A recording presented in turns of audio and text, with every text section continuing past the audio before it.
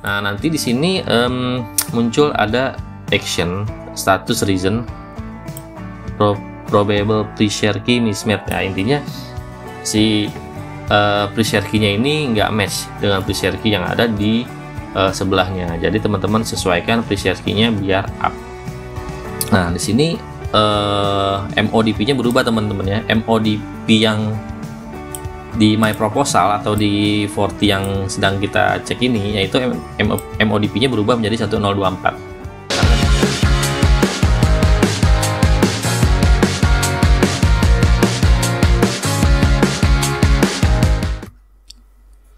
Assalamualaikum warahmatullahi wabarakatuh. Halo teman-teman, kembali lagi bersama saya di Indonesia Channel. Oke, kita kali ini akan bahas IPsec tunnel ya teman-teman ya. Jadi untuk troubleshoot IPsec kita akan coba sedikit bahas di sini. Di video kali ini saya akan bahas apa saja parameter yang teman-teman perlu cek ketika IPsec tunnel tidak mau up ketika teman-teman konfigurasi. Oke, di sini ya teman-teman ya, untuk di IPsec tunnel sendiri itu ada namanya SE atau security autentikasi. Jadi di sini tanpa SE ini si tunnel itu nggak akan bekerja. Nah, SE ini dibagi dua di IPsec, yaitu phase 1 dan phase 2 ya. Jadi urutannya ketika phase 1 itu up, selanjutnya phase 2 nya up, baru tunnel siap untuk dikirim datanya atau diproses. Kalau SE nya gagal, maka IPsec ini nggak akan pernah jadi atau kebentuk ya teman-teman ya. Jadi di konteks IPsec ini si phase 1 dan phase 2 harus up dulu ya. Nanti baru kita tes. Ketika masih belum bisa, nanti berarti kemungkinan bukan di phase 1 dan phase 2 nya, kemungkinan ada di routing ataupun di rules policy-nya kalau teman-teman masih belum bisa koneksi. Nah, jadi untuk phase 1 sendiri itu ada parameternya aja. Ada parameternya yang kira-kira apa aja yang perlu teman-teman cek ketika phase 1 nya mati.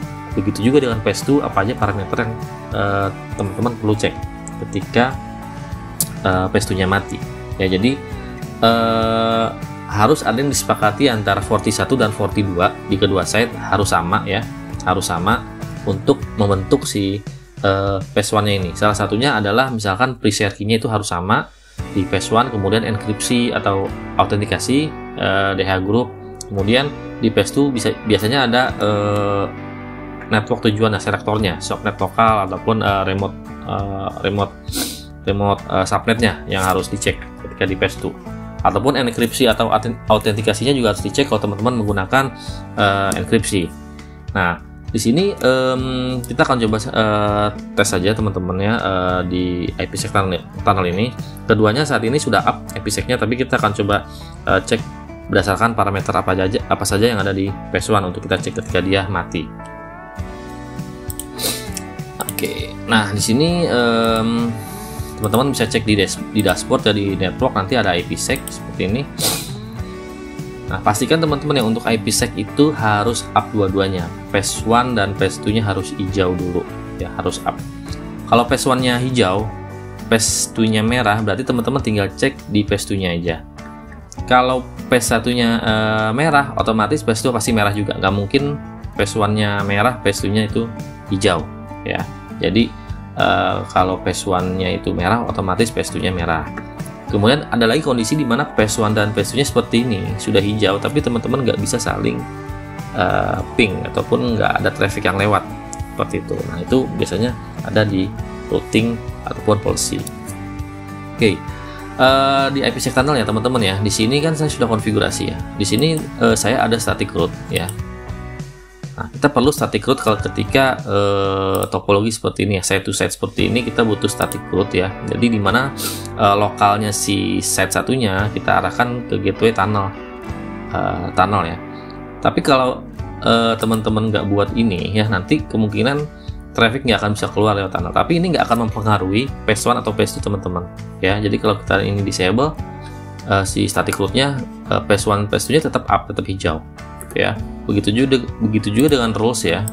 Nah, di sini saya buat rules teman-teman ya. Misalkan teman-teman rulesnya di sini ada yang salah, destinasinya ataupun source-nya salah, itu phase 1-nya atau phase 2-nya tetap hijau ya. Kecuali teman-teman nggak ada rules di sini, saya disable semua.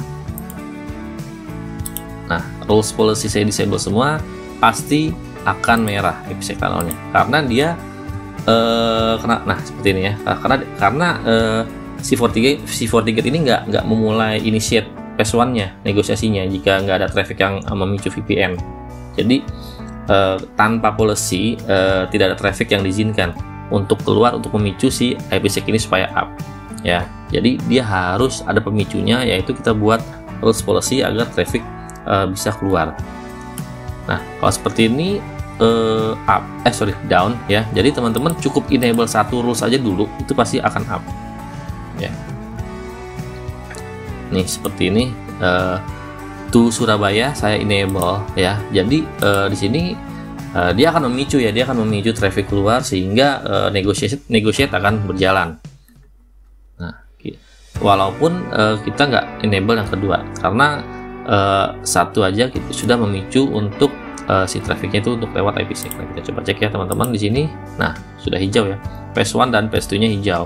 Nah cuman karena hanya rules 1 yang kita buka, maka rules dari arah side sebelahnya dari Jakarta ke dalam ini nggak akan bisa lewat ya, karena memang rulesnya kita disable, maka kita perlu enable juga. Nah oke seperti ini. Kemudian NAT teman-teman ya, pastikan juga NAT ya. Kalau teman-teman langsung ke internet seperti ini ya teman-teman ya, langsung ke internet seperti ini, topologinya pastikan juga ini NAT-nya disable ya. Kalau teman-teman enable, dia juga akan mati teman-teman untuk IPsec ini. Nggak mati, dia nggak mati, tapi dia nggak bisa connect, sorry. Okay. Kita cek. Nah ini tetap hijau teman-teman ya, tetap hijau, tetapi dia nggak akan bisa connect. Dari Jakarta to Surabaya. Nah ini RTO ya teman-teman ya, putus ya. Kalau untuk dari Surabaya ke Jakartanya jalan ya.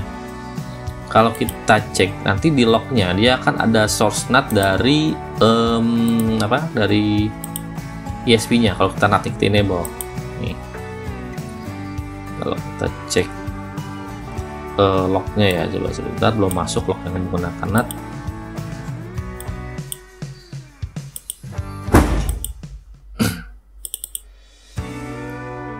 Nah kita tunggu aja dulu ya, ini lognya. Nah seperti ini teman-teman. Jadi kalau pastikan juga NAT-nya kalau teman-teman langsung ke public seperti ini ya, langsung NAT-nya coba di disable aja, jangan di enable, karena nanti yang dikenali adalah yang keluar adalah NAT si IP1-nya itu.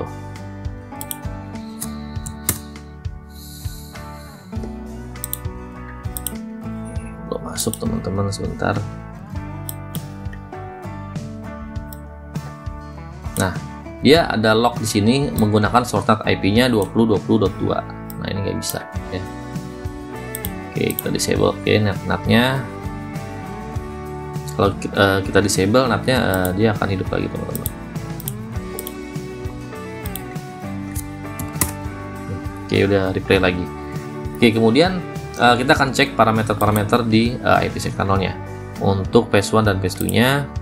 Nah ini yang akan membuat si PES1 itu down atau tidak, atau PES2 nya down atau tidak. Teman-teman bisa cek di sini ya. Oke untuk network remote gateway di sini, ketika ini IP-nya itu salah teman-temannya, dia akan down atau dia akan nggak akan up untuk IPsec-nya. Kemudian authentication-nya juga untuk pre-share key-nya, jika teman-teman salah atau berbeda, dia juga nggak akan up. Lalu ada PES1 untuk enkripsinya, dia juga kalau Desdansha ini kita pakai Desdansha aja di sini yang support. Nah jadi kalau ini berbeda juga nggak akan up tunnelnya, pasti akan merah. Begitu juga dengan di vHelman grupnya ya. Yang lainnya nggak masalah. Nah untuk PES2 nya local address dan remote address-nya ini penting banget teman-teman ya, karena kalau nanti IP-nya beda ataupun salah, dia akan merah juga untuk PES2 nya ya. Ya akan bisa connect. Kalau teman-teman ada enkripsinya seperti saya ini ya harus disamakan juga, karena harus cocok. Oke kita akan coba troubleshoot. Misalkan kita pre-share key-nya kita ganti teman-teman ya, dia berbeda dengan pre-share key yang di sisi sebelahnya, maka si tunnel ini akan merah. Nah merah, otomatis PES2 nya juga akan ikut merah. Nah di sini teman-teman ada dua cara untuk mengecek misalkan teman-teman kenapa ini nggak mau up teman-teman bisa cek di log, di event ya, lalu teman-teman cek di VPN event. Nah di sini ada status yang negotiation error. Teman-teman bisa cek ya status negotiation error ini ya, IPsec phase 1 error, teman-teman klik aja. Nah nanti di sini muncul ada action status reason probable pre-share key mismatch. Ya intinya si pre-share key-nya ini nggak match dengan pre-share key yang ada di sebelahnya. Jadi teman-teman sesuaikan pre-share key-nya biar up. Kemudian yang kedua, teman-teman juga bisa debug ya untuk ngecek problemnya ini ada di mana sih si phase 1-nya ini nggak mau up. Nah misalkan diagnose debug ya.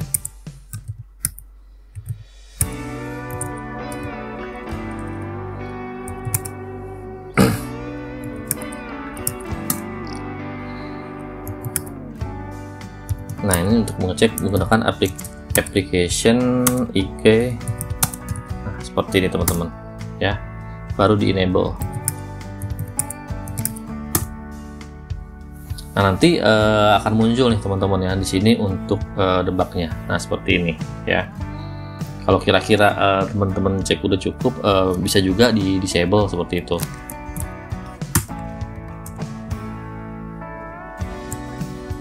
Ya.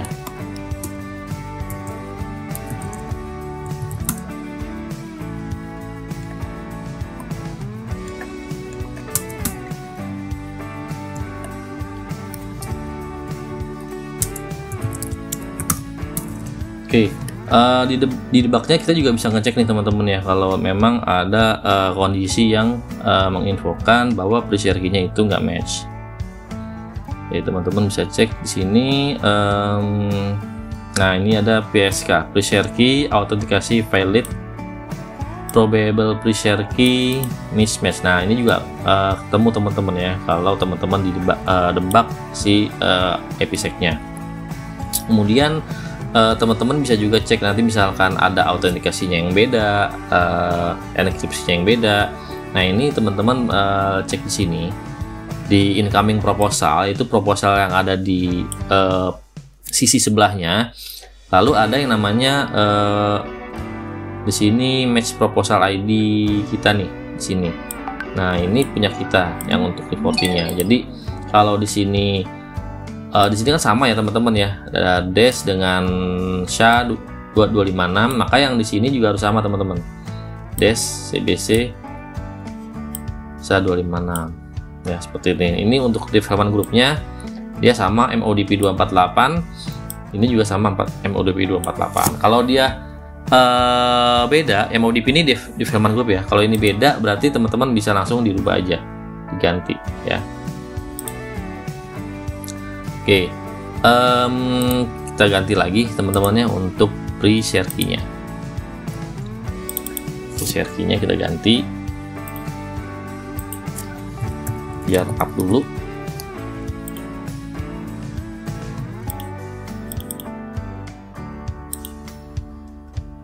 Nah sudah up ya. Nah, nanti kalau teman-teman mau ada yang salah misalkan di enkripsi des atau SHA ataupun development group, misalkan kita ganti si development group ini 15 2 deh, kita kan pakai 14 ya. Nah kalau kita oke seperti ini, nah dia akan merah lagi teman-teman ya, karena ada yang nggak match. Nah seperti ini dia akan merah lagi. Nah teman-teman gampang sih, tinggal debug aja ya teman-teman ya.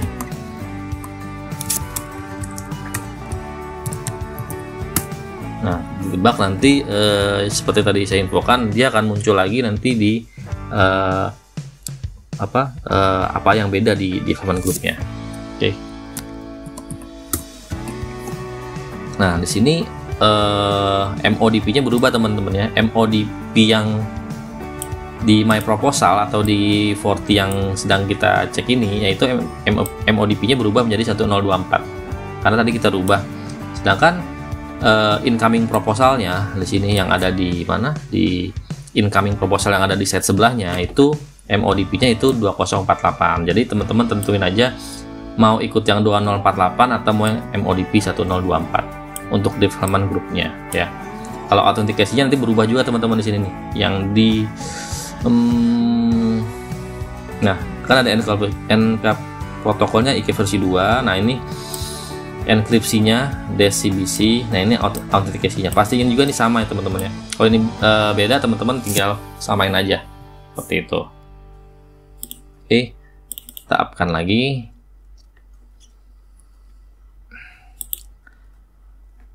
Jadi untuk PS1 itu ya teman-teman cukup cek sampai dari network sampai dengan PS1 proposal sini development group ya.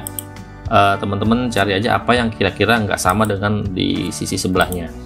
Nanti kalau PS1-nya itu udah up, nah seperti ini, baru cek lagi di PS2-nya kalau memang PS2-nya down. Misalkan seperti ini, local address-nya internal, remote address-nya internal Surabaya. Kalau saya ganti menjadi dummy address ya, saya ada dummy address di sini, IP yang lain.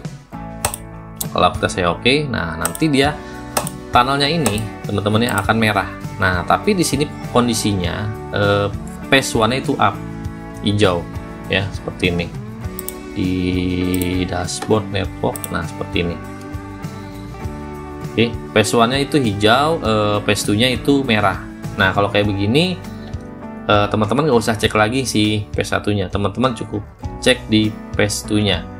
Ya, berarti ada yang salah di PS2-nya. Entah itu remote address-nya atau local address-nya.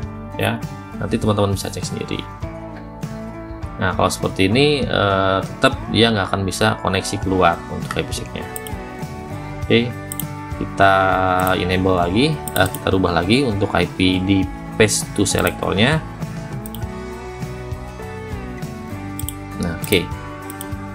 Nah, seperti ini teman-teman ya. Kalau sudah hijau semua, ada kadang kita tetap nggak bisa ping. Ya, tadi seperti yang saya bilang, pastiin policy, NAT dan routingnya itu nggak ada yang salah. Ya, karena kalau memang ada yang salah di situ, kita nggak akan bisa ping. Misalkan dari from Surabaya, source internal Surabaya, misalkan destinasinya kita rubah ke tadi yang dummy ya, ke dummy address gini. Nah, ini dia nggak akan pengaruh ke PS1 PS2 ya, tetap hijau. Cuman kondisinya kita sekarang dari Surabaya nggak akan bisa ping ke Jakarta.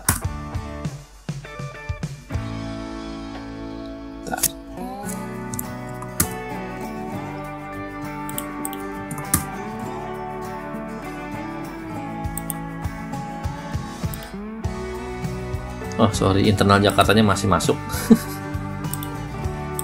Nah, seperti ini. Oke, coba kita tes ping lagi.